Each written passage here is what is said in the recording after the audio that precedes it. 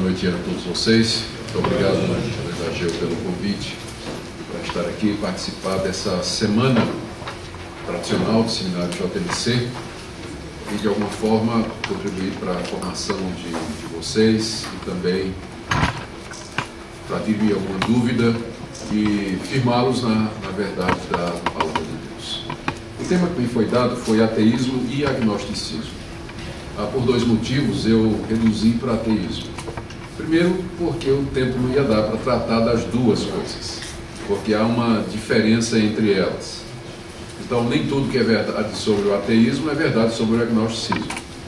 Mas há também muita semelhança entre as duas coisas. Então, se tratarmos de ateísmo, estaremos em grande medida também respondendo questões relacionadas com o agnosticismo.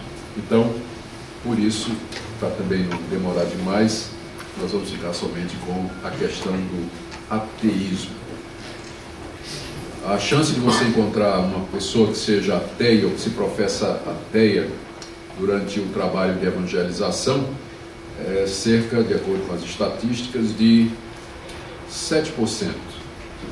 Isso são os dados últimos do IBGE a respeito das pessoas que se professam ateus ou agnósticos no Brasil.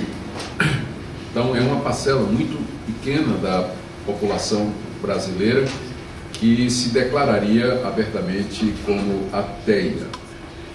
Essa proporção é muito maior na Europa e crescendo nos Estados Unidos.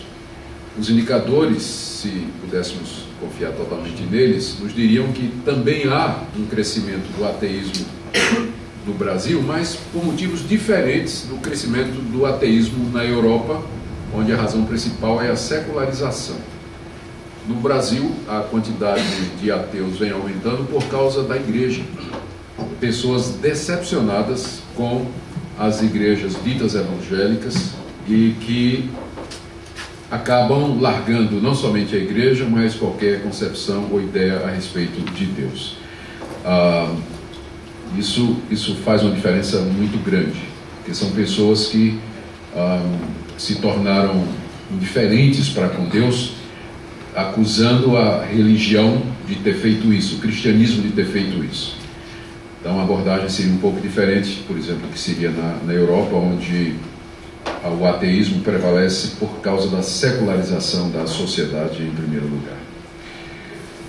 O ateísmo não é novidade. Já no Salmo 14, verso 1, está a declaração: diz o insensato em seu coração, não há Deus.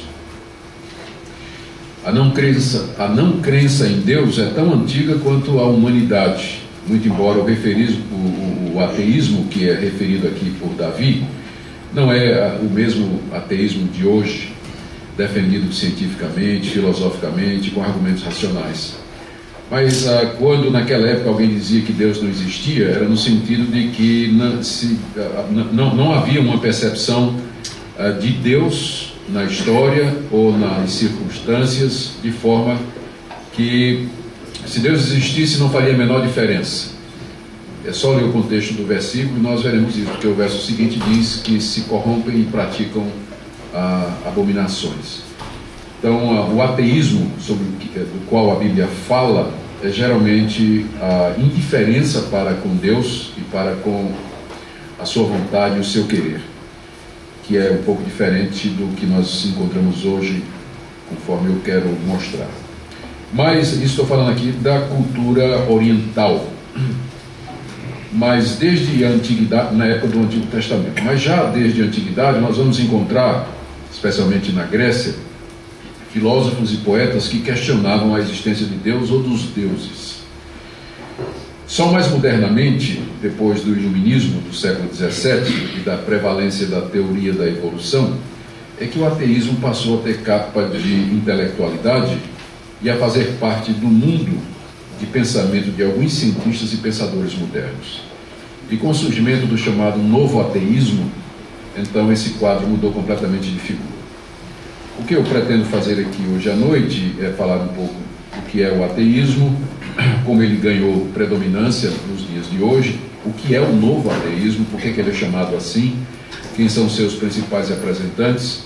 Vou focar no mais conhecido deles, que é Richard Dawkins, e em duas obras de intelectuais que rebateram ou responderam às provocações de Dawkins sobre a existência de Deus, que é o John Lennox, de Oxford, e o Alistair McGrath, também com formação em Oxford. E terminaremos com dois testemunhos, um de um ateu e outro de um cristão que era ateu, com o objetivo de, no final, fazer algumas provocações. E se o tempo der, vamos dar oportunidade para algumas perguntas. Muito bem. A palavra ateísmo, a palavra ateu, vem do grego, que significa literalmente sem Deus, atheos. E, portanto, a definição de ateísmo é a negação teórica ou prática da existência de uma divindade. E o termo muda de conotação dependendo da história, porque até os primeiros cristãos eles foram chamados de ateus pelos seus inimigos, porque eles não acreditavam na existência de muitos deuses. Então há um historiador antigo que se refere aos cristãos como esses ateus que não acreditam em nossos deuses. Então a palavra tem conotações diferentes dependendo do contexto, né? Mas nós queremos usar aqui a palavra ateu nesse sentido daquele que nega a existência da divindade, particularmente do Deus do cristianismo e, via de regra, Deus das outras religiões monoteístas. É interessante que os ateus, pelo menos os modernos, eles não atacam as religiões politeístas, como, por exemplo, o hinduísmo, mas eles se concentram nas religiões monoteístas. Há várias formas de ateísmo que cada um do seu jeito acaba negando a existência de Deus. Por exemplo, o panteísmo. O panteísmo, que significa do grego pan, tudo, e theos, Deus, significa que tudo é Deus e Deus é tudo. O panteísmo é uma das religiões mais antigas do mundo e ainda hoje tem adeptos entre intelectuais, artistas e líderes do mundo, por exemplo, como Gorbachev, da Rússia. Eu creio no cosmos, todos nós estamos ligados ao cosmos, portanto a natureza é meu Deus, para mim a natureza é sagrada, as árvores são meu templo e as florestas as minhas catedrais. É por isso que você não vê os ateus atacando o budismo, o hinduísmo, porque eles são, além de politeístas, panteístas, que no final é uma negação de Deus. Se Deus é tudo e tudo é Deus, então Deus não pode ser o Deus pessoal do cristianismo. Mas ele é uma força que permeia a existência, o cosmos, e lhe dá a vitalidade e a força e a direção para prosseguir, mas isso de maneira aleatória. Ele não é o Deus pessoal que tá na Escritura Sagrada. Apenas para ilustrar, aqui em São Paulo, lá nas margens da represa Guarapiranga, tem uma grande propriedade chamada de solo sagrado, que foi fundada por um japonês que acredita que pode criar partes do paraíso terrestre. E a filosofia que está por detrás é a harmonia plena entre a divindade e a natureza. Então é um lugar interessante de se visitar, muito bem cuidado, muito bonito. Tem esse templo gigantesco aí, onde tem essas colunas, formando um círculo que é o símbolo do panteísmo, ou seja, tudo pertence a tudo. O círculo representa isso. Uma outra forma de ateísmo, eu já mencionei, é o politeísmo, do grego poli, ou polis, muitos, e theos, Deus, que crê na existência de muitos deuses e rejeita o conceito de um único Deus pessoal, perfeito e criador do universo. Aqui tem uma declaração interessante do Marquês de Maricá: o ateísmo é tão raro quanto é vulgar o politeísmo e a idolatria. Ele estava condenando as duas coisas e colocando tudo no mesmo nível. Tanto o ateísmo quanto o politeísmo e a idolatria são negações de Deus. Uma outra forma de ateísmo é o chamado deísmo. O deísmo é a crença num Deus pessoal, às vezes, dependendo do deísta, e que por algum motivo, eles variam nas suas argumentações, esse Deus não se envolve na história do mundo e na vida diária. O deísmo foi a religião dos liberais do século XVII, quando o iluminismo surge com toda a sua força, dizendo que a razão é o critério maior para se determinar a verdade, e quando as duas filosofias do iluminismo dominaram, por ambos os lados se chega à conclusão que se Deus existe não pode ser provado, tanto pelo lado do racionalismo quanto do lado do existencialismo. E então era preciso acomodar o cristianismo a essa tendência que estava na academia. E então concebeu-se a ideia da existência de um Deus que não interferia no mundo. Tudo no mundo tem que ser explicado em termos de causa e efeito. E, em outras palavras, a razão e a observação do mundo natural é suficiente para determinar a existência de Deus. Não precisamos de revelação como autoridade de conhecimento religioso. O deísmo foi defendido por intelectuais cristãos que não acreditavam em eventos sobrenaturais como milagres, a infalibilidade das escrituras ou a Trindade. Um bem conhecido é o famoso David Hume, famoso pelo livro The Natural History of Religion, a história natural da religião, em que ele defende que a verdadeira religião é aquela que tem que ser determinada pela razão e pelas leis da natureza. Então, ele diz, por exemplo, que o politeísmo e não o monoteísmo foi a primeira e mais antiga religião da humanidade. Ao contrário do que diz a Bíblia, a primeira religião foi o monoteísmo, é a religião lá do Jardim do Éden. E por causa do pecado, vem o politeísmo, a crença em muitos deuses. Mas ele é baseado ou influenciado pela ideia do progresso da religião, acreditava que a primeira religião, na verdade, tinha sido o politeísmo, de onde veio o monoteísmo como um aperfeiçoamento do politeísmo. E mais tarde, Richard Dawkins vai tomar essa ideia e dizer que o ateísmo é o estágio final da evolução. Mas ele está baseado aqui no pensamento do David Hume. Aqui está uma outra declaração dele nesse livro. A base da religião não é a razão, mas o medo do desconhecido. Ele diz que a razão é irracional. A principal religião da humanidade falando do cristianismo, surge principalmente de um medo ansioso de eventos futuros, de poderes invisíveis e desconhecidos. Mais tarde essa ideia vai ser desenvolvida por Sigmund Freud. Mas ele vai identificar a origem da religião,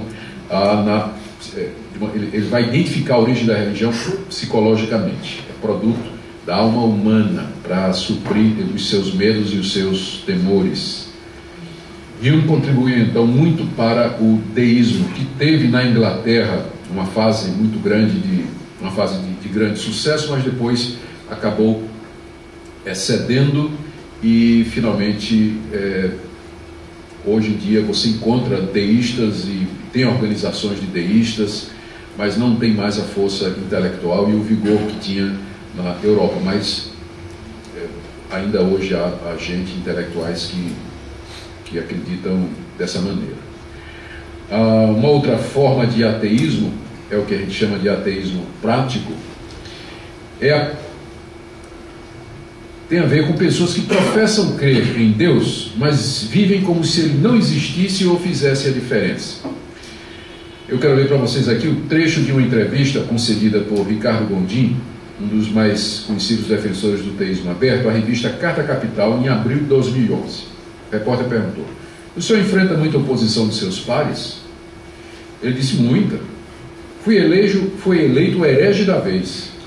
Entre outras coisas, porque advogo a tese de que a teologia de um Deus controlador da história não cabe mais. Pode ter cabido na era medieval, mas não hoje. O Deus em que creio não controla, ele ama. É incompatível a existência de um Deus controlador com a liberdade humana. Se Deus é bom e onipotente e coisas ruins acontecem, então há algo errado com esse pressuposto. Aliás, esse é o argumento dos ateus, um dos argumentos dos ateus. Se Deus existe, por que o mal existe? Se Deus é, então, ou ele não é bom, ou ele não é onipotente. Porque se ele for bom e onipotente, por que o mal existe? E o Gondim aqui está usando o mesmo argumento. Minha resposta é que Deus não está no controle.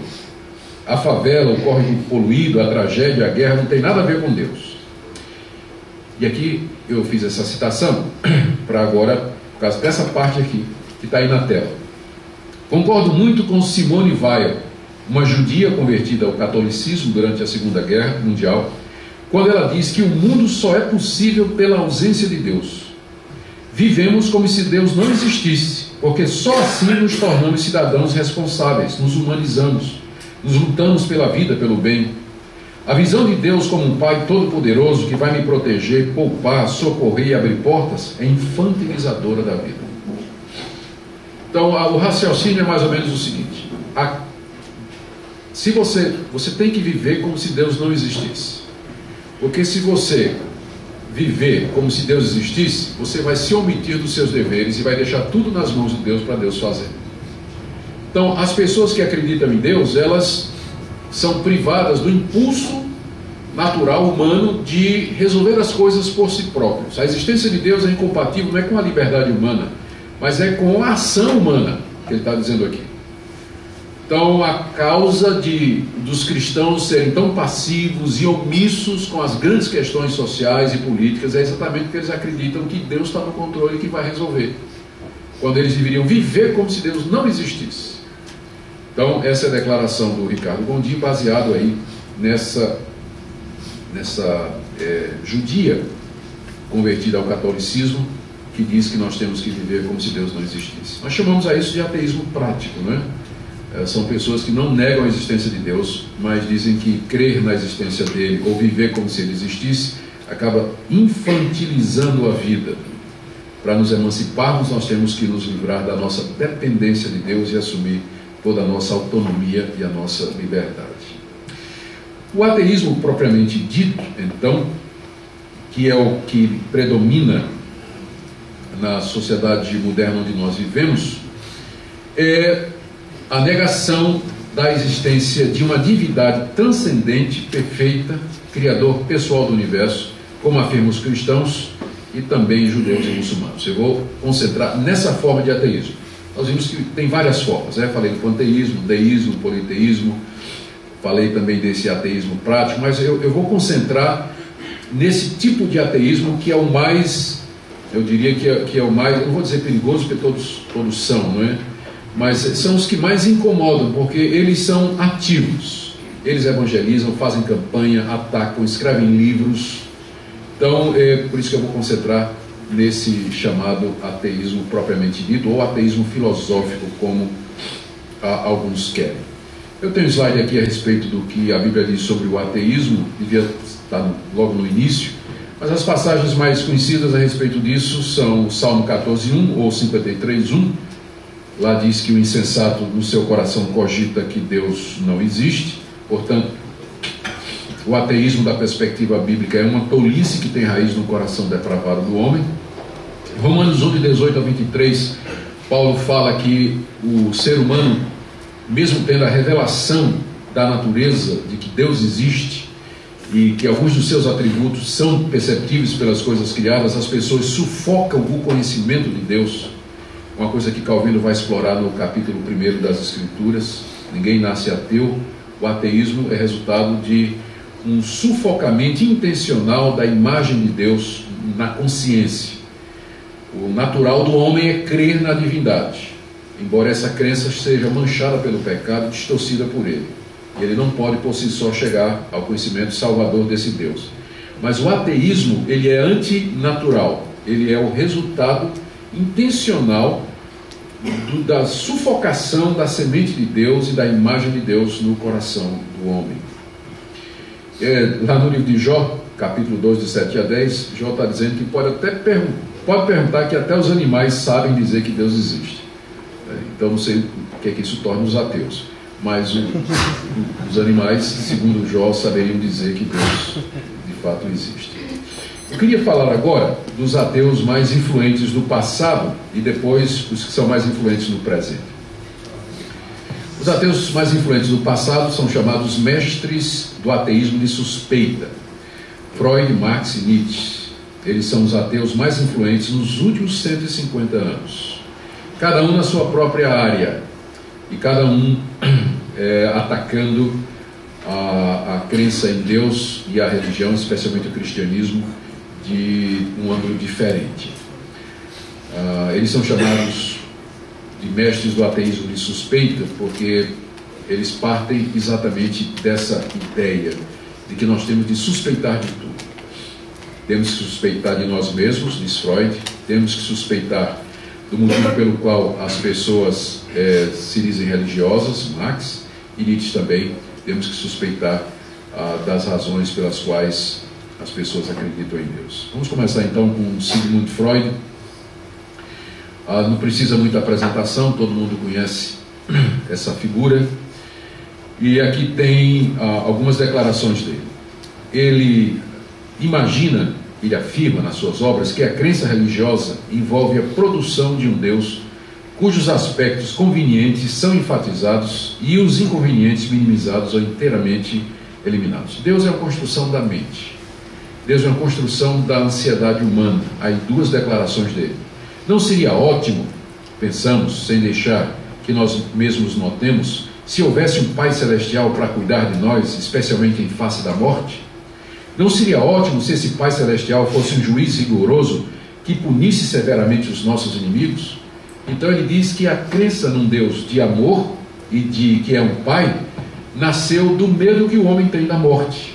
Ele precisava de criar um mecanismo psicológico para vencer a angústia da incerteza do futuro e da morte. E a ideia então de um Pai Celestial que cuida de nós nesse mundo e também depois da morte. E também a nossa necessidade de nos vingar dos nossos inimigos. Como nem todo mundo consegue se vingar dos inimigos, alguns conseguem, outros não, então os que não conseguem inventaram a ideia de um Deus rigoroso, punitivo, e que vai exercer juízo sobre aqueles que são os meus inimigos. Deus está sempre do meu lado e contra os meus inimigos. Ele diz que a religião, portanto, especialmente o cristianismo, é resultado de necessidades dessa natureza que brotam da alma humana. É claro que a teoria dele é muito mais complexa, né, do que isso aqui, estou simplificando bastante, mas a importância de Freud, a importância dele para o ateísmo e para tornar o ateísmo intelectualmente aceitável é muito grande. E até hoje as ideias dele continuam a influenciar na área da psicologia, na sociologia e também na teologia, especialmente na área de ciências da religião. Se não tiver um referencial, muito correto. O outro mestre da suspeita, também bastante conhecido, é Karl Marx. Para Karl Marx, a ideia dominante pela qual as ideias religiosas funcionam como ideologia é fazer a forma atual de exploração, seja de escravos, servos ou trabalhadores assalariados. A ideia é fazer com que a exploração pareça divinamente ordenada e dessa maneira alivia a consciência dos opressores. Ele está dizendo que a religião surgiu como instrumento de dominação. E em dois sentidos. Os dominadores, os senhores, precisavam de um mecanismo para justificar a opressão que eles estavam fazendo. Daí criaram a ideia de um Deus que tem senhores e tem escravos, um Deus que determina as classes sociais, um Deus que abençoa a prosperidade e manda que a gente sempre seja submisso às autoridades constituídas. Então isso foi criação dos burgueses e das classes dominantes para manter as massas escravizadas através da opressão econômica. E nesse sentido também, e é o segundo efeito disso aí, os opressores terem a sua consciência aliviada, porque oprimir, dominar, explorar seria resultado dessa ordenação divina. Então, enquanto que Freud identifica o surgimento da religião no medo humano, Marx identifica o surgimento da crença em Deus nas classes dominantes e a religião como sendo um instrumento de opressão e de controle das massas, para manter o status quo. Ele diz que uma função ideológica complementar da religião é redirecionar as esperanças e as realizações das classes oprimidas para a vida futura, desse modo oferecendo consolo em seu sofrimento. É nesse contexto que ele diz que a religião é como o ópio das massas. Seria a terceira função da religião. A primeira é autorizar a opressão. Segundo, trazer consolo para os opressores. E terceiro, consolo para os oprimidos. Porque a religião diz assim: não é aqui nesse mundo que você vai ser feliz.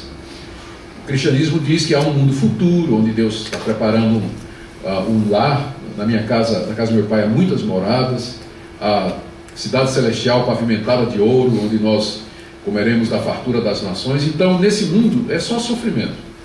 Por isso, a gente tem que se consolar com isso e se resignar e aguardar a chegada do mundo vindouro.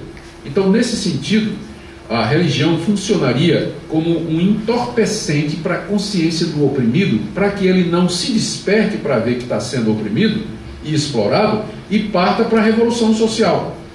Por isso que o Marx era contra o cristianismo, porque ele achava que ele era responsável pela desigualdade social e pela manutenção da opressão. Ele queria a luta de classes, a guerra social para a reversão da injustiça, e ele sentia que o cristianismo era um obstáculo a isso.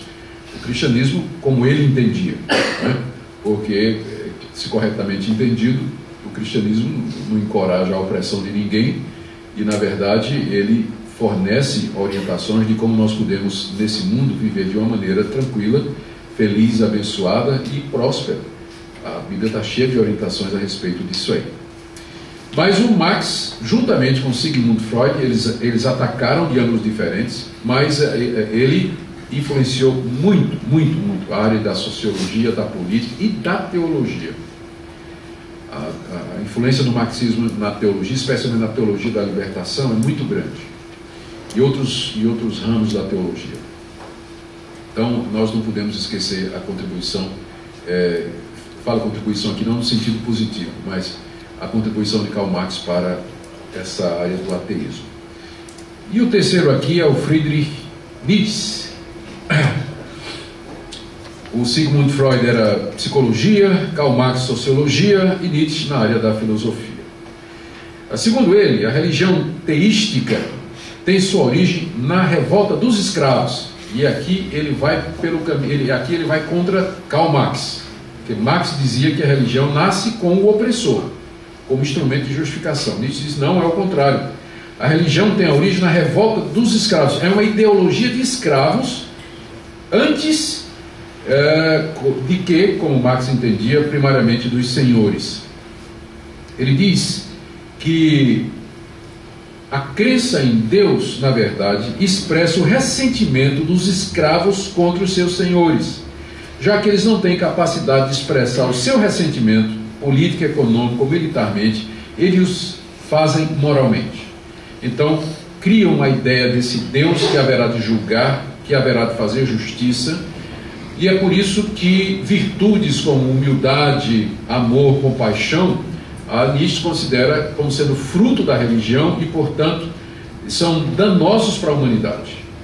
A religião acaba promovendo a opressão, promovendo a desumanização e a humilhação do ser humano. A religião é a ideologia de escravos, diz ele, indo então ao contrário do que falou Karl Marx, mas chegando no final ao mesmo resultado. Ele está dando uma explicação de como a religião, a crença em Deus, então, ela é desfrutada, ou pelo menos partilhada por tanta gente.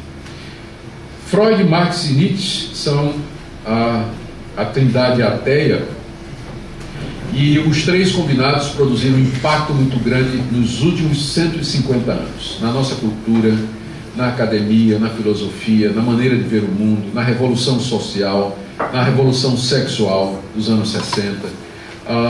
Em tudo você vê a influência desses três judeus no mundo, em todas as áreas, e continua até o dia de hoje. Não se pode falar em ateísmo sem mencionar esses três aí.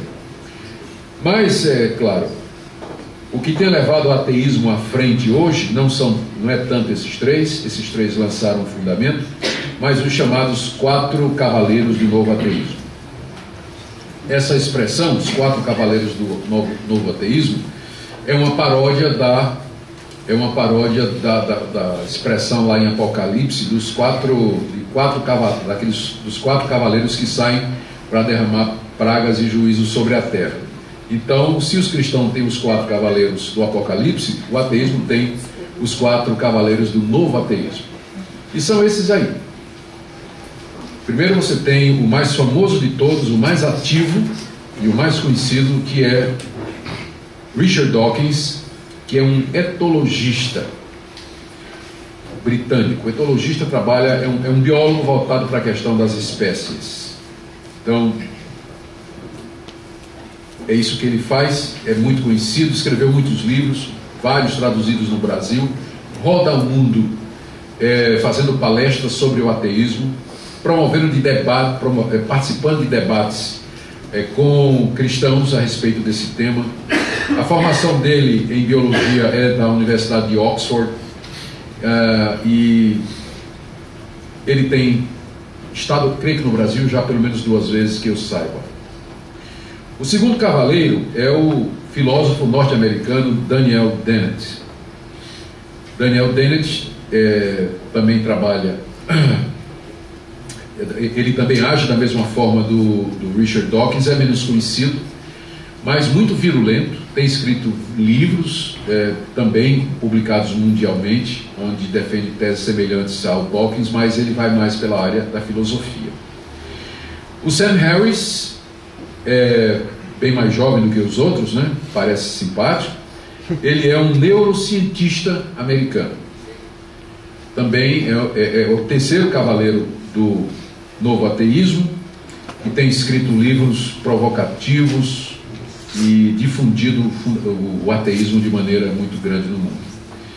E de todos eles, o considerado mais capaz, não o mais famoso, mas o mais capaz, é o Christopher Hitchens, que é um inglês americano que faleceu o ano passado e que era jornalista. O Hitchens faltou pouco para ele vir para um debate no Mackenzie. Nós chegamos a fazer contato com ele para ele debater com John Lennox no Mackenzie. E ele estava pensando se ia aceitar quando foi diagnosticado com câncer. E aí então ele parou de aceitar os convites, e esse câncer foi o que o vitimou o ano passado. Mas estava praticamente agendado para que ele participasse de um debate no Mackenzie com o John Lennox, que eu vou falar dele daqui a pouco. Essas quatro personagens, esses quatro ateus, eles são ligados ao chamado novo ateísmo. O que é que o novo ateísmo tem de diferente do antigo? Num certo sentido, não muita coisa. Os argumentos são os mesmos argumentos usados, reusados, reutilizados pelos ateus de todas as épocas. Mas eles têm alguma diferença. A primeira é a maneira virulenta com que eles atacam as religiões. Os ateus do passado, eles eram mais comedidos, eram minoria, e alguns tinham até vergonha ou receio de dizer publicamente que era ateu. Mas esses não só dizem abertamente, mas promovem encontros, campanhas, viajam ao mundo, publicam livros atacando as religiões, o teísmo e particularmente o cristianismo. Todos vocês tiveram conhecimento da campanha dos ateus em Londres, nos ônibus, colocando o famoso cartaz dizendo: Deus provavelmente não existe, portanto desfrute sua vida.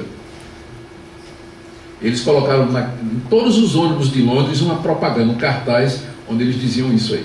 Então eles fazem esse tipo de coisa, né? Eles são já estou no ponto 3 aí, não é? Eles são ativistas, procuram disseminar o ateísmo, fazer proselitismo. A gente não faz campanha evangelística, eles fazem também. Eles fazem reuniões, eles vão para as universidades, promovem encontros e procuram persuadir os jovens e trazê-los para o ateísmo.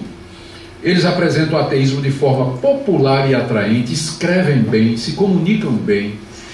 Os ateus mais antigos usavam argumentos filosóficos, não alcançavam o povo, mas esse pessoal alcança o povo. Esses fazem com que a mensagem do ateísmo se torne popular. Eles são bastante populares.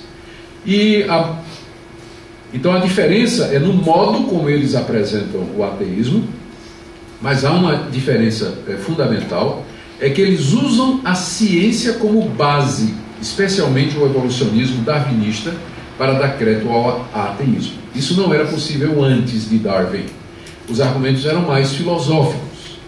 Mas depois de Darwin, e com o surgimento do evolucionismo darwinista, eles passaram a usar mais a ciência do que a filosofia, como os antigos ateus usavam, para defender o ateísmo. E o grande argumento deles é isso, que a ciência naturalmente leva ao ateísmo, porque a ciência lida com fatos, lida com realidade, com experimentação, com observação, e da perspectiva científica não tem como provar a existência de Deus.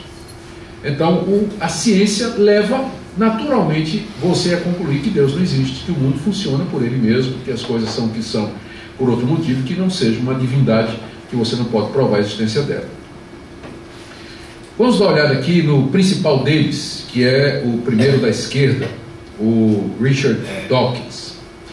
Dawkins publicou um livro que lhe deu muita popularidade. O título é esse: Deus, um delírio.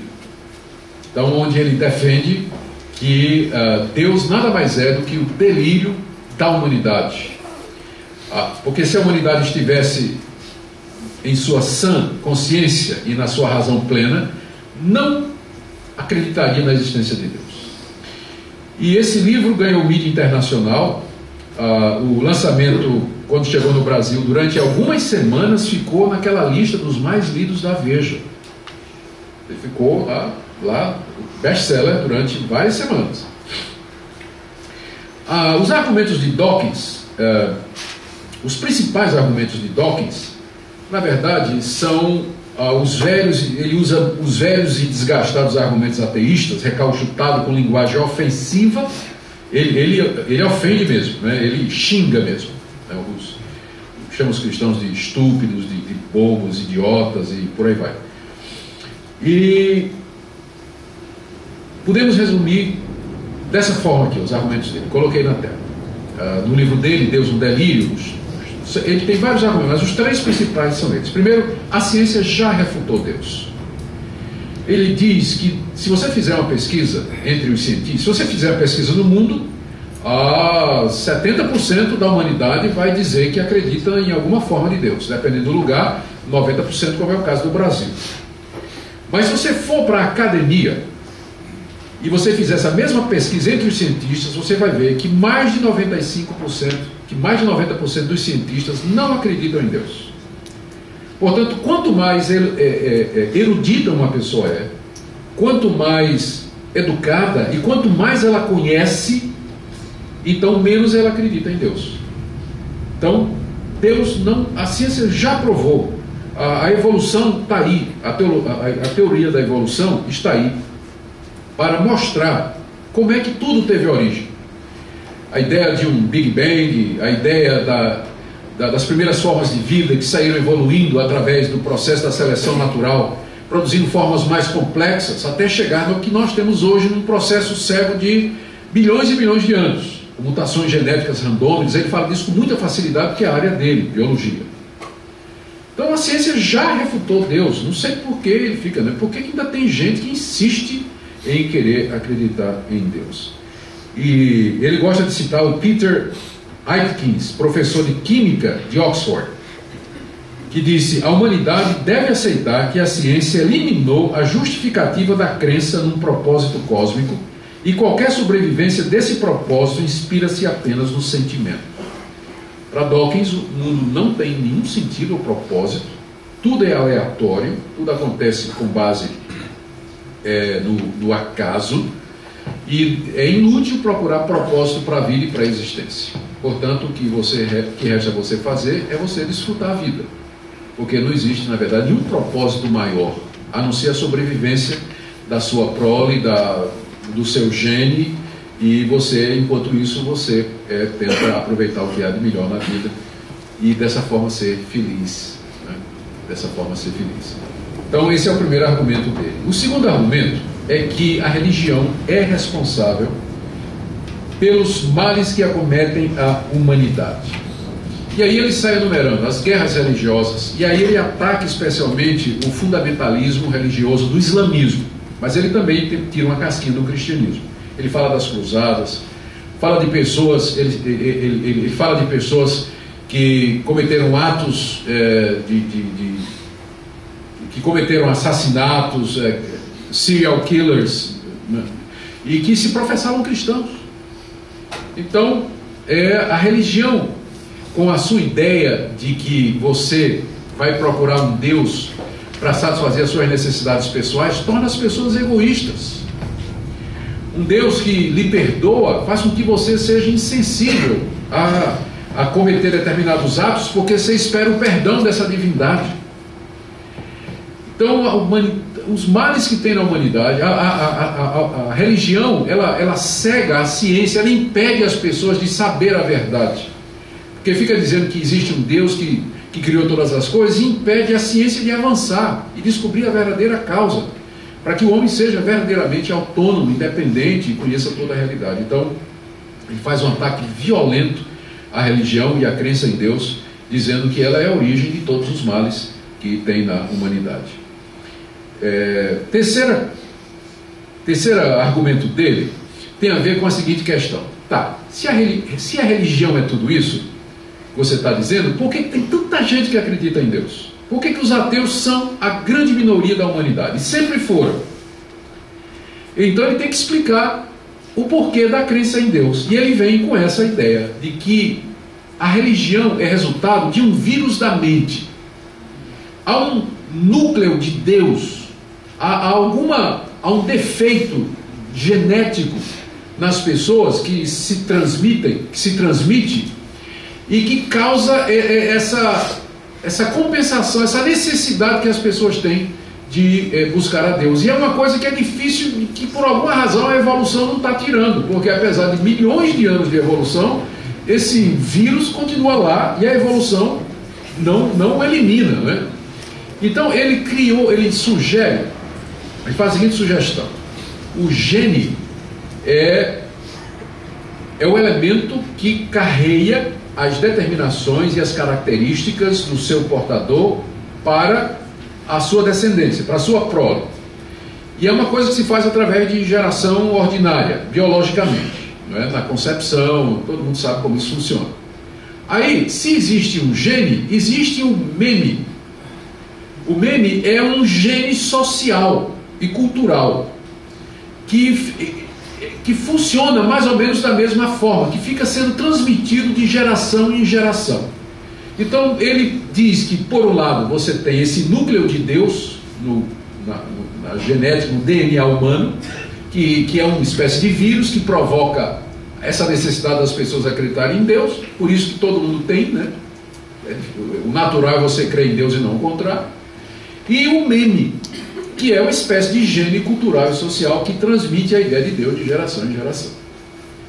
Então, no final, Deus é só um delírio de uma humanidade que ainda está em progresso, mas enferma pelo meme, e que, em nome da religião, tem feito as maiores desgraças no mundo, quando a ciência já livrou alguns, né, da ignorância e das trevas e trouxe, então, toda a verdade. Para ele, o ateísmo seria a solução para todos os problemas do mundo.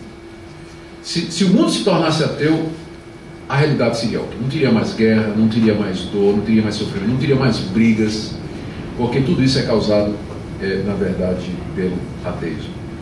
Gente, eu estou vendo gente balançando a cabeça assim, eu não concordo com isso não, tá? Eu estou só apresentando a ideia dele. Eu estou vendo gente fazendo assim, eu estou só apresentando, tá? Não concordo com nada do que está sendo feito aqui.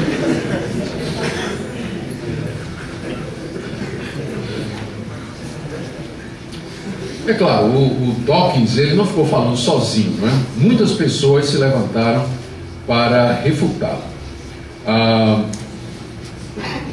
Eu mencionaria entre os três principais oponentes do Dawkins, tem muitos outros. Não só católicos, como até muçulmanos, embora o islamismo não tenha produzido, não tenha tido condição de produzir, não tem, pela própria natureza dela, não tem conseguido produzir apologetas da crença em Deus. Não estou nem falando do islamismo, mas da ideia de que existe um Deus, porque os muçulmanos dizem que existe, mas eles não conseguiram produzir ou apresentar um campeão, um herói que debatesse. É claro, eles atacam Dawkins também, porque Dawkins os ataca, não é?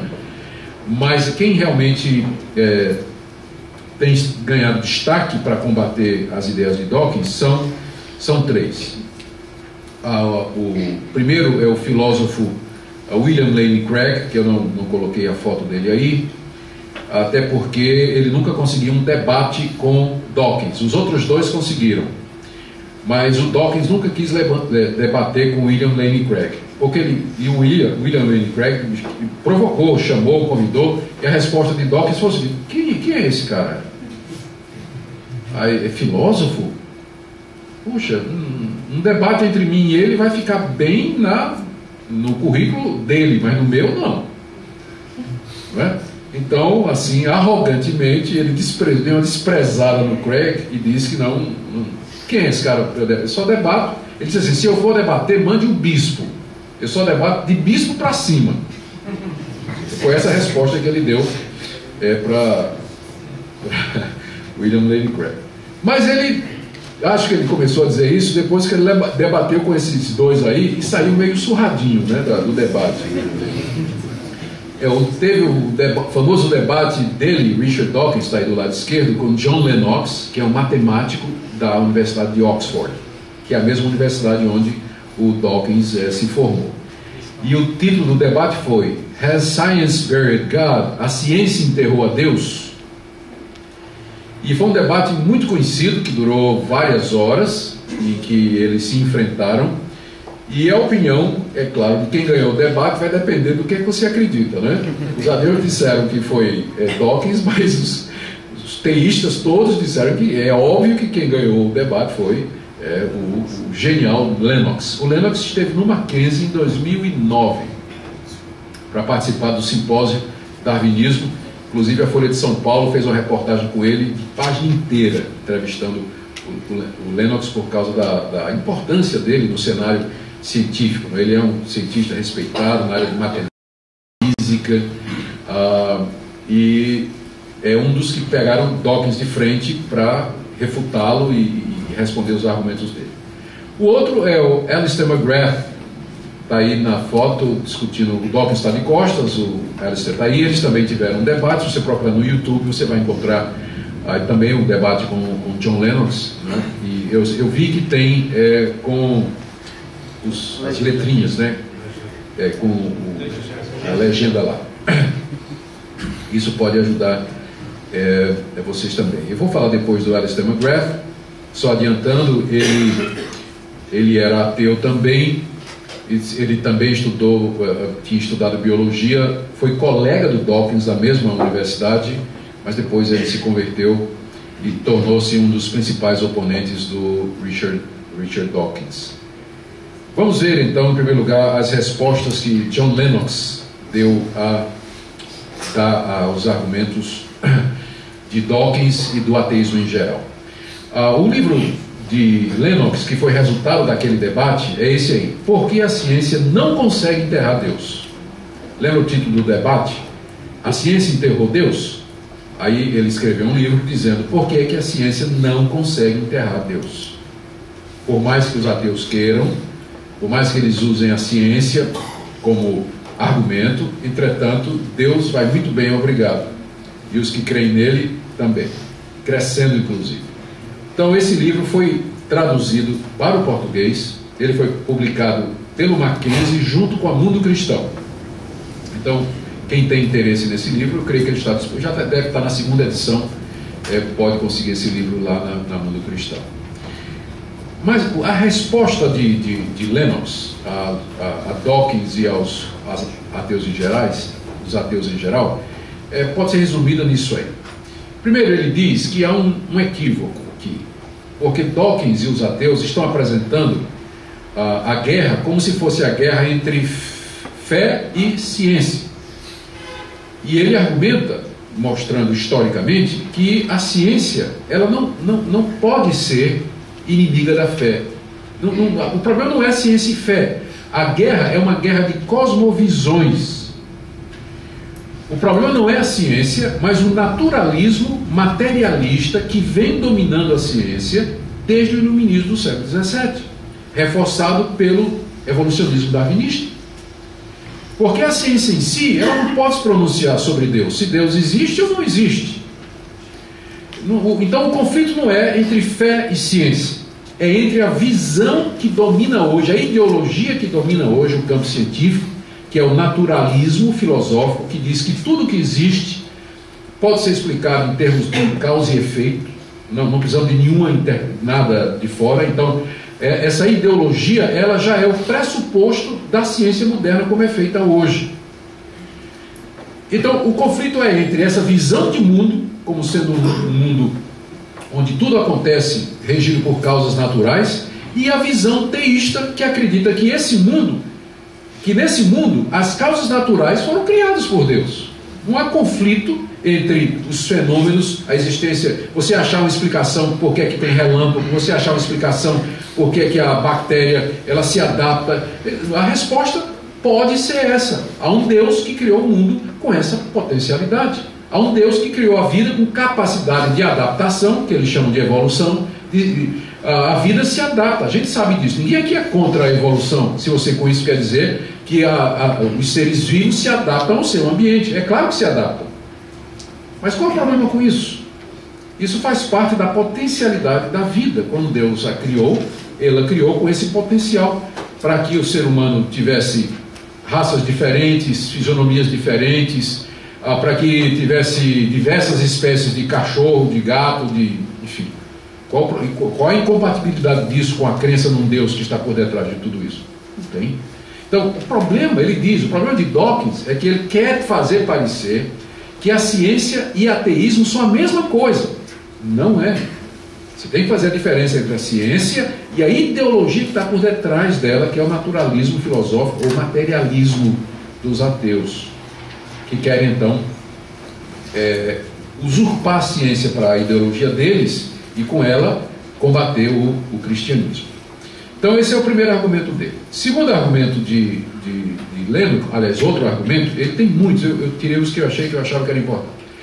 Ele diz: a gente tem que perguntar qual é o escopo da ciência, qual é o alvo da ciência e quais são os limites. Será que a ciência pode responder a todas as grandes indagações da vida? E ele faz um levantamento de como teses que hoje são aceitas, que um dia foram aceitas pelas teorias e hipóteses que um dia foram aceitas pela comunidade científica, já caíram em desuso, foram substituídas por outros argumentos, por outras teorias. A ciência, porque é um método de observação e dedução, ela produz conclusões que mudam à medida que um método de análise muda, e o método de análise muda de acordo com outras mudanças na filosofia, descobertas científicas, e com isso a ciência nunca vai conseguir ter uma palavra final sobre alguma coisa, porque há muitas questões que a ciência não pode responder.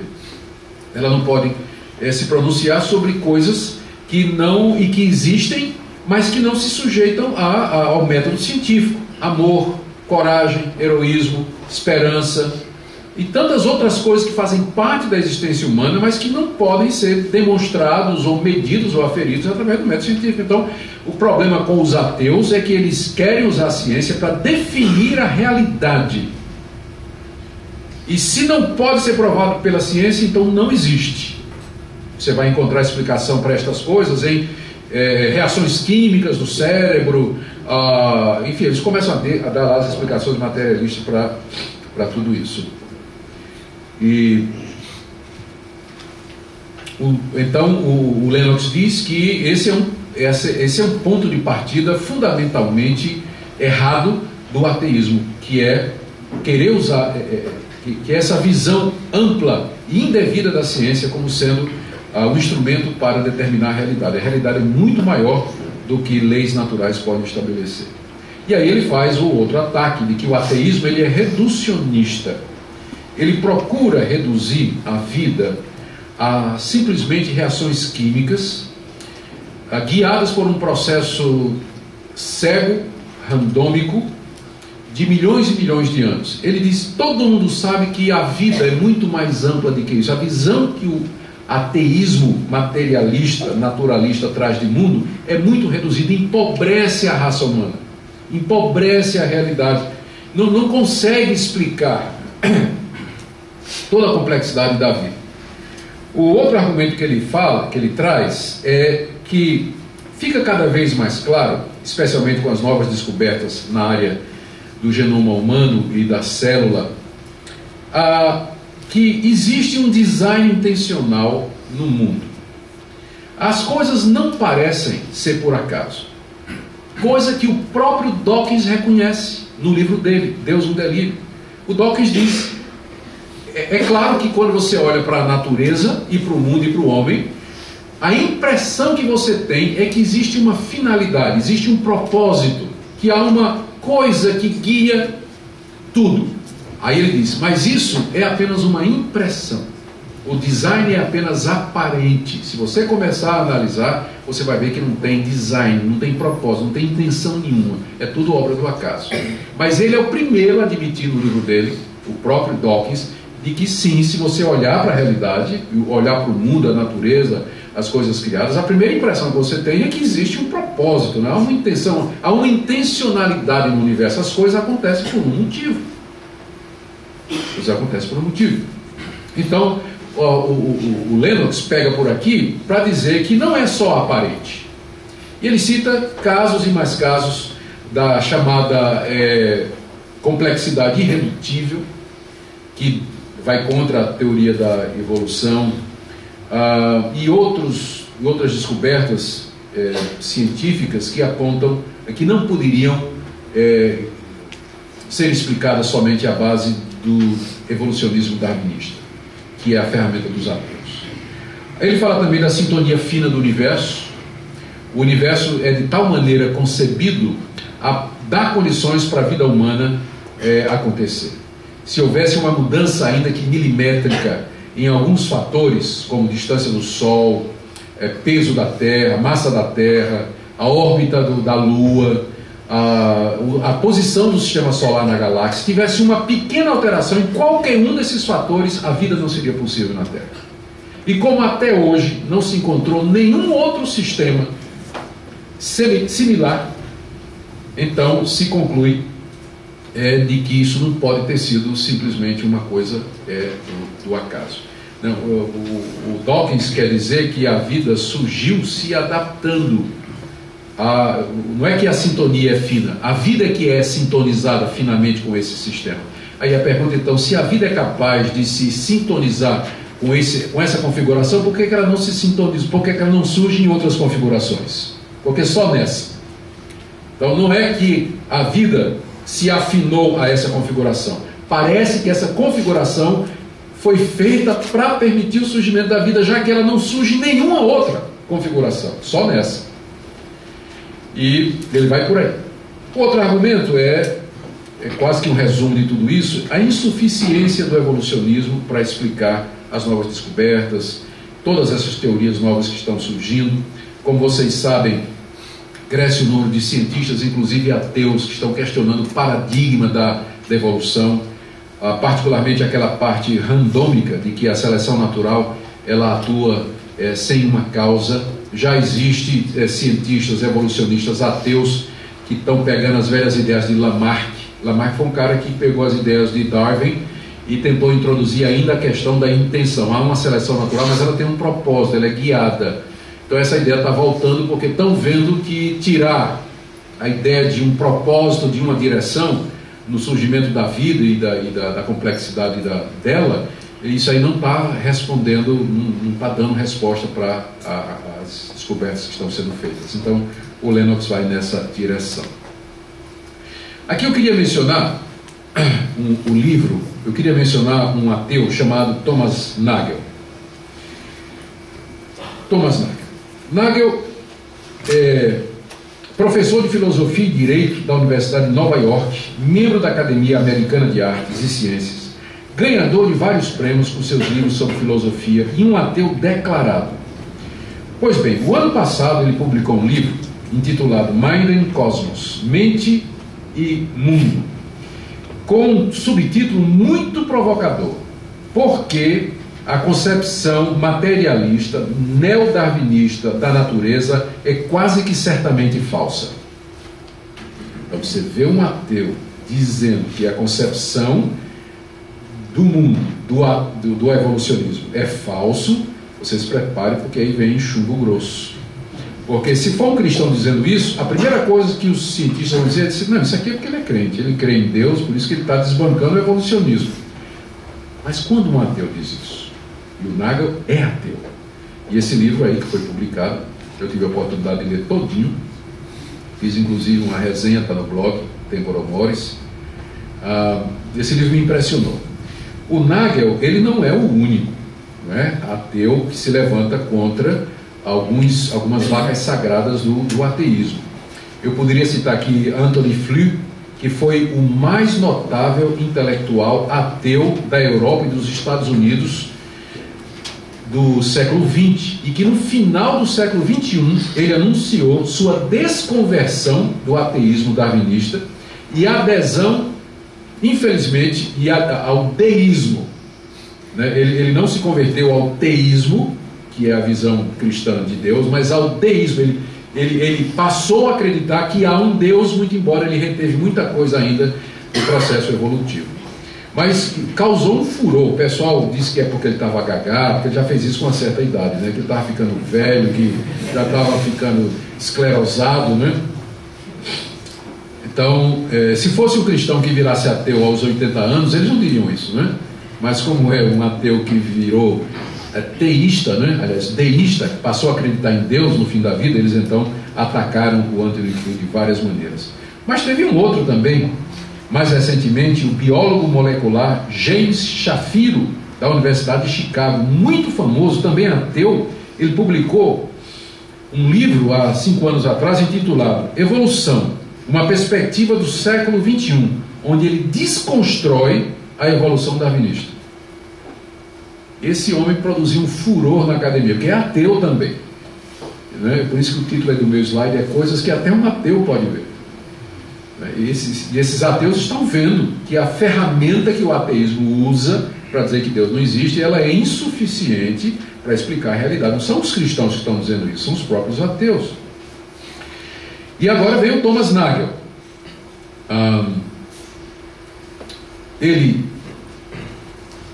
Vou pegar aqui algumas declarações dele. Eu peguei uma aí, que eu achei interessante, coloquei no slide. Quanto mais detalhes aprendemos acerca da base química da vida e como é intrincado o código genético, mais e mais inacreditável se torna a explicação histórica padrão do darwinismo. Essa é apenas uma das declarações desse ateu. Deixa eu citar outras coisas aqui. Ele diz: durante muito tempo eu tenho achado difícil acreditar na explicação materialista de como nós e os demais organismos viemos a existir. É altamente implausível, de cara, que a vida como nós a conhecemos seja o resultado da sequência de acidentes físicos junto com o mecanismo da seleção natural. E aí ele vai arrebentando com a visão darwinista da origem da vida, e porque ele diz que, por causa da sua natureza e do escopo da ciência, o evolucionismo darwinista não consegue explicar o surgimento da mente. E ele usa um argumento que o Alvin Plantinga também usou. Plantinga é um filósofo cristão, muito conhecido, talvez o mais conhecido dentro dessa área, porque ele trabalha nessa área aqui. E o argumento de Plantinga é replicado pelo Nagel, que é mais ou menos o seguinte: se a evolução é verdadeira, o cérebro é o resultado do processo da sobrevivência do mais esperto. Por que eu vou acreditar no que ele está me dizendo? Não é? A sobrevivência não é dos mais espertos? Então por que eu vou acreditar no que a razão me diz? Porque ela é uma sobrevivente.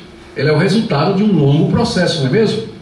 Mas como é que ela sobreviveu? Como é que veio da não razão para a razão? É exatamente por essa capacidade de superar os obstáculos. E nem sempre, ao fazer isso, a verdade é levada em conta, não é isso? Então, ele diz que a teoria da evolução puxa o tapete do próprio ateísmo, porque mina a confiabilidade na mente, que é exatamente o critério, o processo racional, que é exatamente o processo que os ateus usam para definir toda a realidade. Então é um tiro no pé. É o argumento do Nagel, citando o Plantinga, Alvin Plantinga, não é? Então eu achei muito interessante esse livro, pena que não está em inglês, Mas isso não é problema para aluno de JMC, não é isso, Reverendo? Eles têm aula de inglês aqui, não deve ter. Mas breve vai ser traduzido, porque o livro realmente foi um impacto muito grande, foi publicado ano passado. Agora vamos voltar para a resposta do McGrath. McGrath escreveu um livro intitulado O Delírio de Dawkins, né? Em resposta ao livro de Dawkins, que era Deus um Delírio, né? O subtítulo é Uma Resposta ao Fundamentalismo Ateísta de Richard Dawkins. Então, nesse livro, nós encontramos os argumentos de McGrath, que é muito conhecido também na área da teologia. Ele não só fez biologia, mas também teologia. Ele tem produzido alguma coisa na área teológica, tem livros em português dele na área de teologia.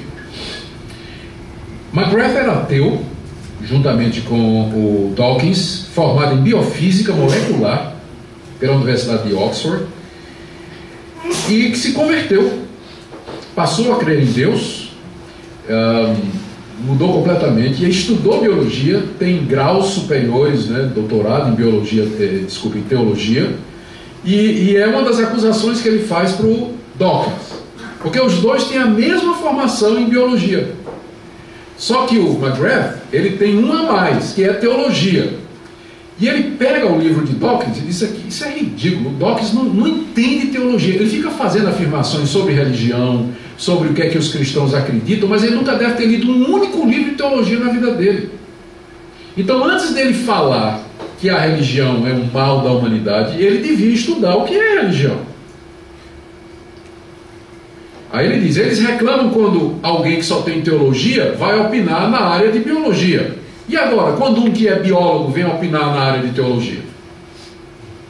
Então ele começa já arrebentando as credenciais do Dawkins para dizer o que ele está dizendo a respeito de religião, não é?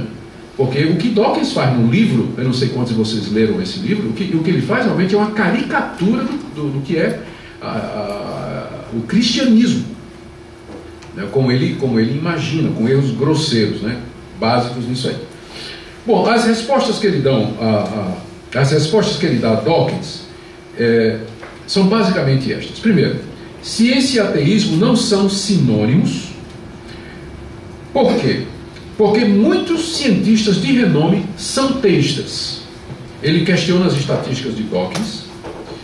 E ele diz que essa estatística de que mais de 90% dos cientistas são ateus, isso aí é uma pesquisa que vai depender do que isso significa, de como você fez a pergunta.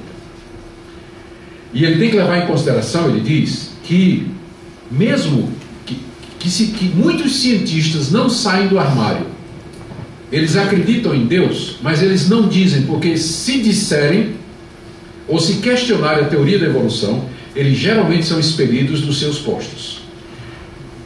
Pode até ter um exagero nisso, mas há um filme chamado Expelled, Expulso, que é um documentário que foi feito pelo Discovery Institute, de professores que tinham cátedras nas universidades e que se declararam contra o paradigma da evolução, contra o paradigma da evolução. E como resultado, eles foram perseguidos e expulsos do seu posto de professor. Então, eles entrevistam muitos desses professores. Há, inclusive, uma entrevista com o Dawkins aí no meio. Então, para poder entender o que está acontecendo. Então, é um filme chamado Expelled, Expulso. Eu não sei se ele já foi legendado em português, mas ele documenta bem isso que o McGrath está dizendo, que se você fizer uma pesquisa numa universidade, né, a respeito de quantos cientistas acreditam em Deus, ela vai ser já prejudicada de cara, porque quem disser que acredita, já vai ter muita gente com medo de dizer que acredita por causa das consequências disso dentro da própria academia. E aí ele cita várias pessoas de renome em várias áreas que são teístas, que acreditam em Deus. Fora o fato de que os fundadores da ciência moderna eram todos eles teístas, católicos ou evangélicos, reformados na verdade, mas tinham a crença em Deus, todos aqueles que nos deram os ramos modernos da ciência. Então, outra coisa que ele fala, é o mesmo argumento do Lennox: a ciência sempre é baseada em teorias que mudam com o passar dos anos e não existe uma única explicação científica para os fatos observados. A ciência não pode explicar o mundo, apenas os fenômenos observáveis. E aí ele trata da questão do argumento de Dawkins sobre a origem da religião, que é aquele vírus da mente, né? Ele diz que não se pode, porque aqui o Dawkins vai usar Feuerbach, Marx e outros para dizer que a religião, a crença em Deus é fruto da necessidade humana, do anseio do homem que nós já descrevi. Ele diz que o fato de uma coisa ser desejada não quer dizer que ela não exista. O fato de que há um anseio por uma coisa não torna essa coisa ansiada irreal. Porque quando a gente fica com sede, a gente fica com sede de uma coisa que existe, água. Então, se há um anseio no homem de Deus, isso quer dizer, por definição, que Deus não existe. Então, ele aqui está argumentando filosoficamente aí com o Dawkins, né? Aí ele pega, ele diz assim, não, ele dá até faz uma futucada aí no Dawkins, dizendo como é que um cientista da capacidade de Dawkins está falando a respeito de gene religioso, meme, vírus da mente, núcleo Deus. Cadê a prova? Cadê a prova? Já acharam esse gene? Cadê o gene, o vírus? Detectaram? Onde está? Mas não é esse o argumento de Dawkins? Se não pode ser provado cientificamente, não existe? Então, não é? Por que ele não usa o próprio argumento para testar suas próprias teorias? E o meme, né, um vírus social, cultural, onde existe isso? Mas você sabe que pegou, né, a ideia do Dawkins, porque existe inclusive uma ciência hoje, uma disciplina chamada memética, que ela estuda exatamente essa questão do meme, né? Partindo de uma sugestão do Dawkins, né? Mas o pessoal desenvolveu essa ideia aí. Então o McGrath pergunta, ele diz, se o Dawkins submeter sua própria teoria aos critérios que ele quer que nós usemos, então eu vou chegar à conclusão de que não existe esse vírus da mente, vírus de Deus ou gene religioso, porque não tem nenhuma evidência científica no mapeamento do DNA, do genoma humano, de que existe uma coisa como essa. E aí, o outro argumento é esse, né, que eu já mencionei, de que Dawkins não entende do que ele está falando, especialmente na área religiosa. Ele diz que o Deus que Dawkins retrata não existe. E ele cita Dawkins, que define Deus. Quem é Deus para os cristãos? Olha a resposta de Dawkins. Ele diz, Deus é um controlador mesquinho, injusto e exigente, genocida étnico e vingativo, sedento de sangue, perseguidor misógino de mulheres, homofóbico, perseguidor de homossexual, racista, porque escolheu uma raça e deixou as outras, infanticida, que mandou matar crianças, quando mandou Israel detonar com todos os povos, né, da Palestina, filicida, porque matou o próprio filho, pestilento, porque castiga com peste, megalomaníaco, porque quer a glória para ele o tempo todo, sadomasoquista, porque deixa o mal atormentar suas criaturas, e malévolo, porque se o mal existe é a criação dele. Então, isso é Deus para Dawkins. Se Deus existir, ele é isso aqui, né? Então, aí o McGrath diz, se Deus é isso, eu também sou ateu. Porque eu também não acredito nesse. Eu concordo com você, Dawkins. Esse Deus aqui não existe. Esse Deus aqui não existe. É quando ele ataca Dawkins, porque não existe nenhuma religião no mundo que vá definir Deus ou fazer, ou se referir a Deus, ou entreter a ideia de um Deus que seja isso que ele está definindo. Isso aqui é a visão dele, né? É a interpretação torcida que ele faz de algumas afirmações, de alguns pontos do cristianismo. Aí nessa linha o Dawkins continua dizendo que a violência, o McGrath, que a violência não é parte intrínseca da religião, mas uma deturpação, porque a maioria das religiões, na verdade, prega a paz e a não violência. E aí ele faz um ataque ao Dawkins que eu acho muito interessante. Ele diz, por que Dawkins diz que o ateísmo seria a solução para os problemas do mundo? Ele esqueceu que o regime socialista no Camboja, debaixo de Pol Pot, matou milhões de compatriotas, que Lenin na União Soviética, no regime socialista ateu, matou milhões de russos na tentativa de erradicar a fé e a religião, Coreia do Norte, que mata dissidentes e proíbe a religião, a China já foi mais, hoje não tanto, mas já. Então, regimes socialistas e ateístas mataram milhões e milhões e milhões de pessoas. Não chega nem o número de pessoas que foram mortas em nome da religião. Não representam 10% do número de pessoas que foram mortas por regimes ateus, totalitários e socialistas. Por que Dawkins não diz isso? Não é? E esse é um argumento que quem vai usar depois é o irmão do Dawkins, que eu vou falar já sobre ele. Aliás, o irmão do Hitchens. Então, é por aí que o McGrath vai. Então, eu já vi a resposta do Lennox, né? Citei o Nagel, o ateu, e agora é a resposta desse importante biólogo, teólogo cristão que é o Alistair McGrath. Agora deixa eu falar do irmão crente do ateu Hitchens. Acho que é um espinho na carne do Christopher Hitchens, é que ele tem um irmão chamado Peter, que é crente. Eu, por acaso, encontrei esse livro aí, The Rage Against God, do Peter Hitchens. Encontrei, por acaso, esse livro. O título significa A Ira contra Deus. O subtítulo é Como o Ateísmo me levou à fé. Como o Ateísmo me levou à fé. Esse livro foi publicado em 2010 pela Zondervan. Eu espero que seja publicado em português também. Eu também li todinho, fiz uma resenha no meu blog também. O Christopher Hitchens é o quarto cavaleiro do Apocalipse. E ele já faleceu, né? do novo ateísmo, desculpa. Ele já faleceu, mas ele era considerado por muitos como o mais eficiente dos quatro. Extremamente inteligente, excelente. No debate ele era melhor do que Dawkins. Extraordinário. E movido por uma raiva profunda contra Deus. O que todo mundo notava quando conversava com o Hitchens é que ele era um homem cheio de raiva.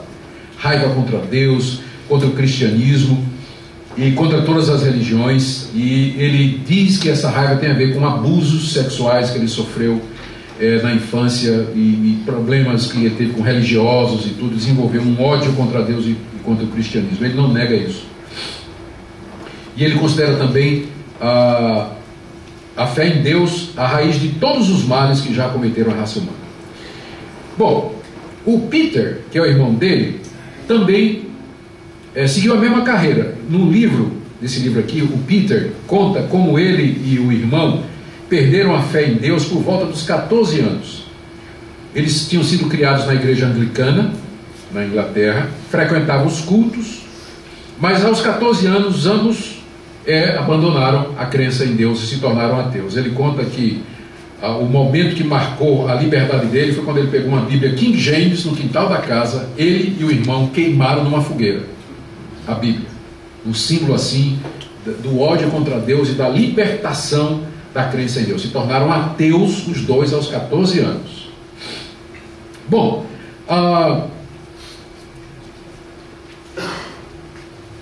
ambos seguiram uma carreira muito semelhante, né? Ambos seguiram jornalismo e ambos muito bem sucedidos. E cada um vinha usando, embora o Christopher foi quem manifestou mais esse ódio contra Deus nos seus escritos, argumentações, debates e tudo mais. O Peter era ateu, mas também não tinha essa atitude beligerante do irmão. Nesse livro, o Peter diz que ele voltou à fé devido a alguns fatores. O primeiro foi a experiência dele na Rússia durante 5 anos como correspondente estrangeiro. A frieza, a dureza, a desconfiança, a rudeza e a desumanidade da cultura e da civilização da Rússia ateísta o levou a comparar com a cultura e a realidade da Inglaterra cristã. E ele viu o que é que um regime ateísta faz nas pessoas. Ele sentiu isso durante 5 anos lá na Rússia, enquanto ele era correspondente estrangeiro. Então, a segunda coisa foi uma experiência similar no Iraque, durante a guerra no Golfo. Mais uma vez, ali ele percebeu a diferença que ele encontrou lá no Iraque de uma civilização moldada pelos valores cristãos.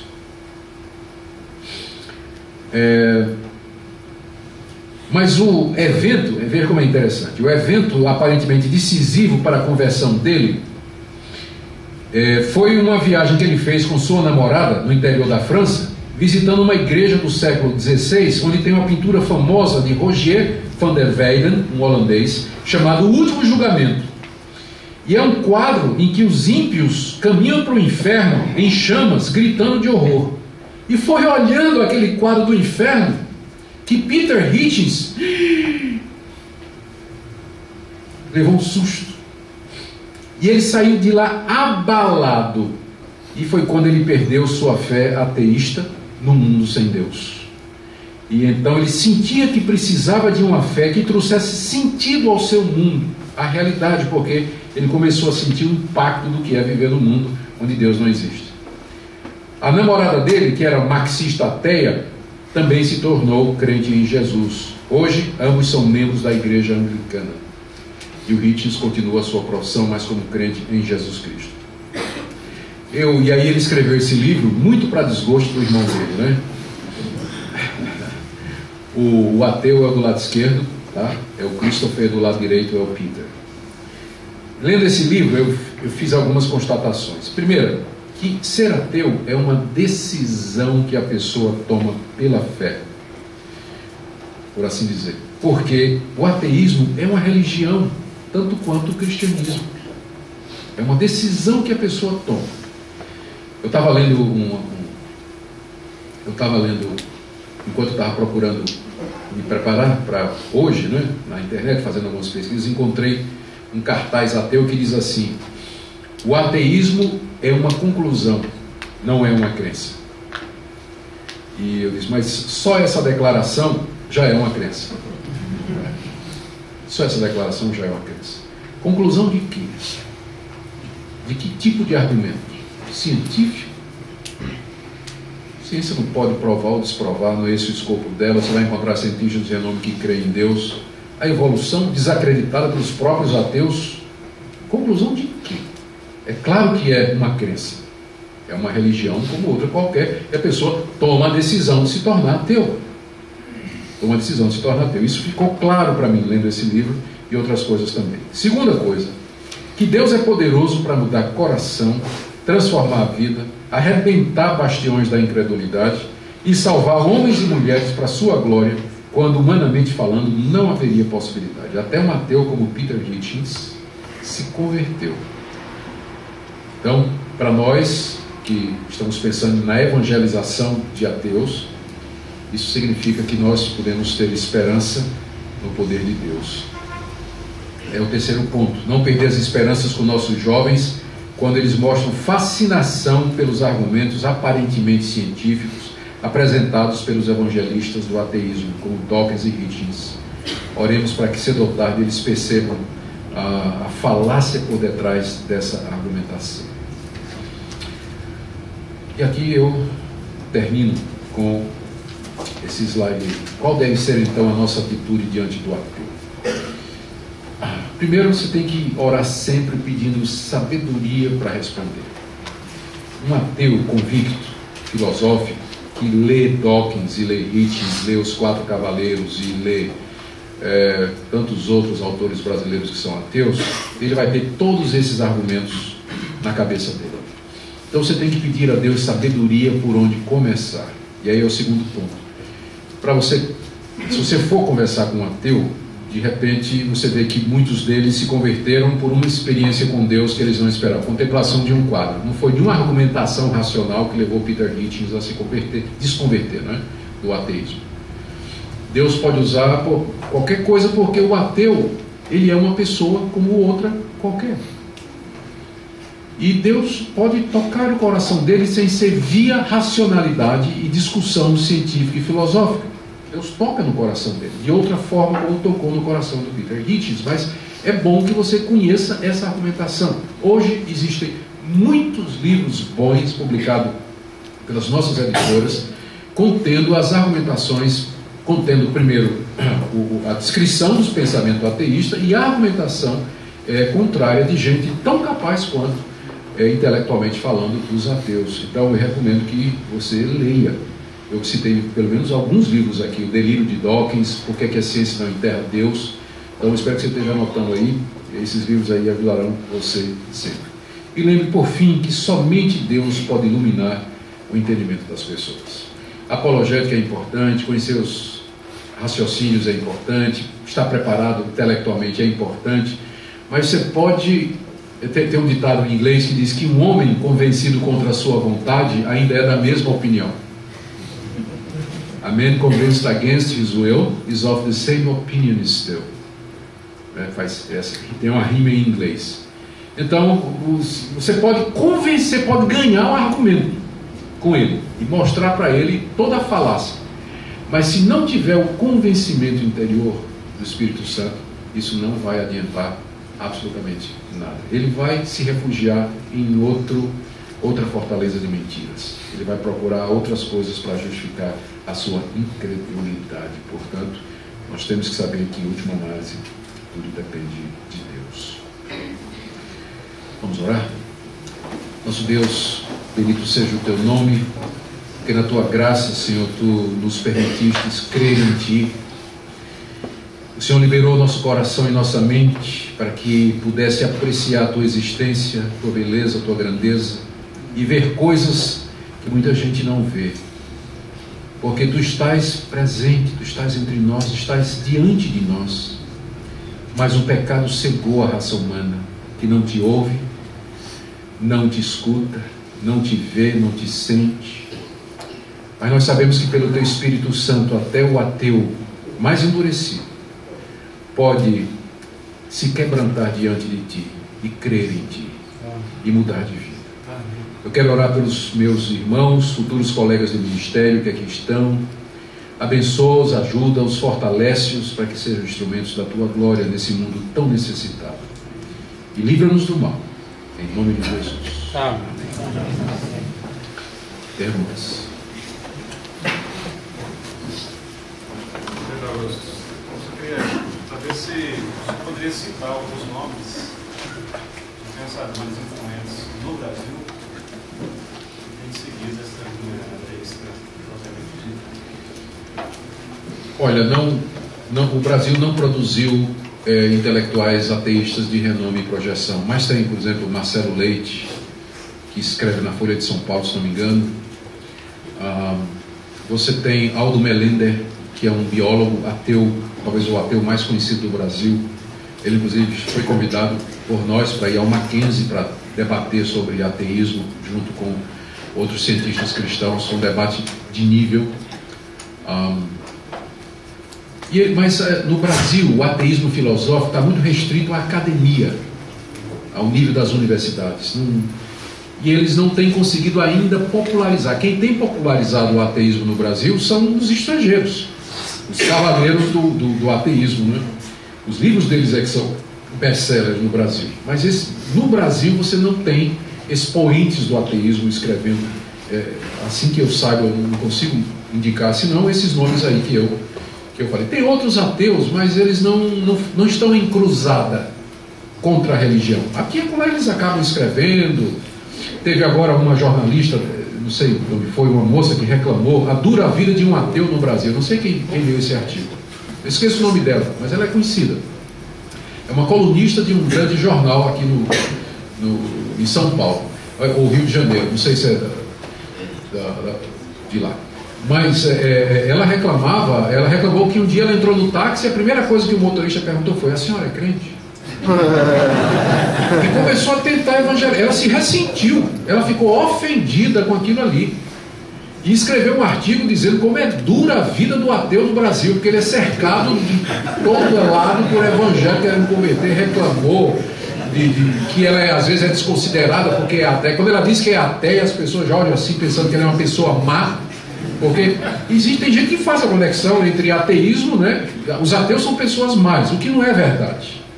Não é verdade, porque também a gente tem que ser justo. O fato de que uma pessoa não acredita em Deus não quer dizer que ela é uma pessoa imoral, malvada, desonesta, né?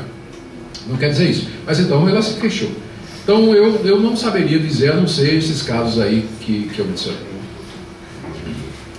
Por favor. Eu vi que Darwin negou a própria teoria no fim da vida. Isso é verdade? Não creio. Não. Isso é lenda urbana. Eu creio que ele continuou. Olha, eu já ouvi teoria de que vários ateus famosos, na hora da verdade, mudaram de opinião. Mas eu, às vezes, não tem documentação. O Christopher Hitchens, que morreu de câncer, ele chegou até a dizer o seguinte: se vocês virem que eu, se vocês virem em algum momento eu dizendo que agora me converti, que acredito em Deus, é porque o câncer chegou no meu cérebro. Ele morreu assim. Então, não confio. Não quer dizer que não sei, mas estou dizendo que eu saiba, não. Mas alguma outra pergunta? Por favor. Com relação ao design inteligente, o senhor acha que pode ser uma área que deva ser estudada? Ah, sim. Tem uma diferença entre design inteligente e criacionismo. Todo criacionista é defensor do design inteligente, mas nem todo mundo que crê no design inteligente é criacionista. Certo? Então, a vantagem do design inteligente é que ele não fala de religião, não fala de Deus. É uma teoria científica que procura detectar inteligência. E o argumento é muito simples. Se você chegar, vamos dizer, um alien que aterriza no planeta Terra, naquelas montanhas que tem lá nos Estados Unidos, rochosas, e de repente está olhando aquelas formações montanhosas, e de repente ele percebe que numa montanha tem 4 rostos. Então qual vai ser a primeira conclusão dele? Aquilo ali não foi aquilo ali tem evidências claras de que é o resultado de uma ação intencional, que havia um plano antes. Não pode ser resultado do acaso. Os próprios cientistas, inclusive ateus, têm um sistema de detecção de vida fora da Terra, chamado SETI, S-E-T-I, System Extraterrestrial Information, Detection of Extraterrestrial Information. São telescópios e radiotelescópios enormes, focados lá na imensidão do universo, ouvindo os barulhos do universo. Então eles ouvem barulho aleatório, mas se de repente chegar um barulho que tem um padrão, então eles dizem: isso foi produzido por uma coisa inteligente. É exatamente isso que nós estamos dizendo. Um detetive, quando ele vai examinar, por exemplo, um caso, uma morte, um crime, ele vai procurar por sinais, por evidências que vão mostrar o porquê que aquilo aconteceu, qual a razão daquilo ter acontecido. Então o design inteligente, ele faz exatamente isso. Ele usa esse tipo de argumentação para detectar inteligência na vida, especialmente na área da biologia. Com as descobertas do DNA, do mapeamento do genoma humano, que foi feito inclusive por o Collins, Francis Collins, que é cristão, se declara cristão, crê em Deus, embora preservou muita coisa do evolucionismo, é um evolucionista teísta, não é? Mas é isso que o design inteligente diz. Eu conheci gente defensor. O Berlinski é um judeu ateu. Ele é um dos membros do Discovery Institute, que é o maior instituto hoje que defende o design inteligente. Se você perguntar, tudo bem, então há uma inteligência? Ele diz, claro que há. Então quem é o designer? Ele diz, não sei, pode ser seres de outro planeta. Ele não acredita em Deus. Então ele vai ter que... Bom, então quem é o designer? Seres de outro planeta. Ah, tá bem. E eles vieram da onde? Não é? Aí vai regredir até que chegar uma hora que vai ter que ter uma primeira causa, né? Vai ter que ter uma primeira causa. Mas o Berlinski é ateu e é defensor do design inteligente. O próprio Nagel, aquele filósofo ateu que eu citei aqui, ele elogia o movimento do design inteligente e diz que os ateus, os materialistas darwinistas deveriam ouvir os argumentos do design inteligente. Então o bom do design inteligente é que ele não se apresenta como religião, mas como ciência. Tá? Então todo criacionista, ele, claro que vai apoiar o design inteligente, mas nem todo defensor do design inteligente é cristão, ou ao menos acredita em Deus. Tá bom? Eu conheci um do design inteligente que era da igreja do Reverendo Moon. Reverendo Moon. E é um cara, Jonathan, esqueço o nome dele, mas o cara é muito bom, é biólogo. Última pergunta aqui. O senhor disse que não ia falar sobre agnosticismo. Em pouquíssimas palavras, conseguiria falar pelo menos quem eles são ou o que acreditam? É um número maior, bem maior do que o número de ateus, né? O ateu, o agnóstico, ele não tem certeza se Deus existe ou não. Ele não afirma que Deus não existe. O ateu afirma, Deus não existe. Mas o agnóstico diz, não sei.